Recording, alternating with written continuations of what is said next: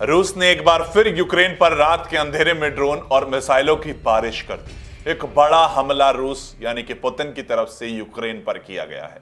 राजधानी कीव में धमाके होते हैं, आग लगती है, लाशों का तांडव देखने को मिलता है। यह वो समय है, ट्रंप और पुतिन की शांति वार्ता का समय है, जब उनके जुमलों के बीच एक बार फिर से यूक्रेन जल उठा। ट्रंप पुतिन की जो डील्स, तेल, ताकत, इन सभी के पीछे दब गई उन बच्चों की लाशें जो कि इस वक्त बुधवार को यूक्रेन में देखी। बुधवार की रात 1 बजे के करीब रूस ने यूक्रेन की राजधानी कीव पर बड़ा हमला किया। 10 से ज्यादा ड्रोन, 6 बैलिस्टिक मिसाइल और दर्जनों क्रूज मिसाइलें आम लोगों के घरों पर गिरने लगी। इसमें 9 लोगों की मौत होती है, 63 लोग घायल होते हैं और इसमें से 6 मासूम बच्चे शामिल हैं।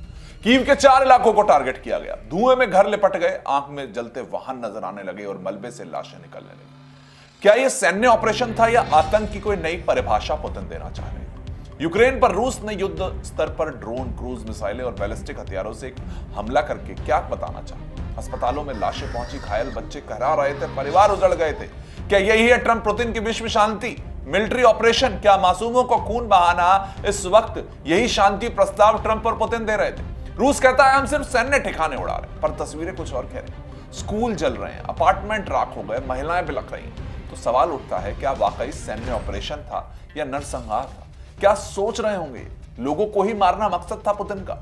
इस वक्त यूएन चुप है, नाटो सिर्फ मीटिंग कर रहा है और अमेरिका चुनावी बयानों में उलझा हुआ था।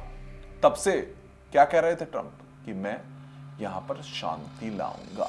ट्रंप और पुतिन अभी भी क्या कह रहे हैं? यहां पर शांति लाएंगे। आज जब मलबे में बच्चों की लाशें मिल रही हैं, जब यूक्रेन की अपार्टमेंट बिल्डिंग्स राख हो रही हैं, तब सवाल सिर्फ पुतिन से नहीं, ट्रंप से भी पूछा जाना चाहिए। पुतिन ने तो हमला किया ही है, पर ट्रंप की आलोचना यूक्रेनी सेना के हौसले तोड़ने की कोशिश है क्या? क्या रूस के हिटलर जैसे विस्तारवादी रवैये पर चुप रहना भी एक अपराध नहीं है क्या? दूसरी तरफ ट्रंप जेलेंस्की पर ही सवाल उठा रहे हैं, क्रीमिया को रूस को क्यों नहीं सौंप देते? युद्ध तो रुक जाता। ट्रंप साहब, जेलेंस्की राष्ट्रपति हैं, वो आज के खिलाड़ी नहीं है। क्या सच में ट्रंप की शांति सिर्फ जमीन सौंप कर गुलामी कबूल करने का नाम थी क्या? ट्रंप का शांति प्लान असल में क्या है? यूक्रेन की आत्मा बेच देना चाहते हैं वो। क्रीमिया के बदले युद्ध रोकने का वादा एक ऐसी चाल है जिससे पुतिन और ट्रंप दोनों को फायदा होगा। यूक्रेन सिर्फ राख में तब्दील होकर रह जाएगा, जिस डील पर अभी बात कर रहे हैं ट्रंप और पुतिन। ट्रंप और पुतिन जब यहां पर कुछ भी हल नहीं निकला तो उन्होंने वापस से हमले शुरू कर दिए हैं। एक दबाव यूक्रेन पर नजर आ रहा है, फिर से लोगों को मारा जा रहा है। युद्ध तो चल ही रहा था, लेकिन जब विश्व शांति की जो वार्ता शुरू हो चुकी थी, उसके बीच में ये हमले कराकर क्या सिद्ध करना चाह रहे हैं? ट्रंप की पुतिन के साथ एक गुप्त डील भी हुई थी जो सामने आ गई। इस प्लान का नाम था क्रीमिया फॉर पीस। क्रीमिया जगह है, मतलब यूक्रेन क्रीमिया रूस को सौंप दे और बदले में रूस युद्ध रोक दे, यानी जमीन देकर शांति खरीदने का एक प्लान बनाया था। तो कल तो चीन भी ताइवान मांग लेगा, पाकिस्तान कश्मीर मांग लेगा और आतंक को फैलाकर कोई भी देश जमीन हथिया लेगा। ये डील नहीं, लोकतंत्र पर हमला। यहां ये समझो कि पुतिन और ट्रंप क्रीमिया के पीछे पड़े क्यों हैं। क्रीमिया को समझना होगा। क्रीमिया एक छोटा सा प्रायद्वीप है, लेकिन इस पर रूस की नजर 300 सालों से पड़ी। 1783 में रूसी साम्राज्य ने क्रीमिया पर कब्जा कर लिया था। सोवियत संघ के समय तो था, ये रूस का ही हिस्सा था। 1954 में यूक्रेन को दे दिया, लेकिन पुतिन इसे ऐतिहासिक भूल मानते हैं।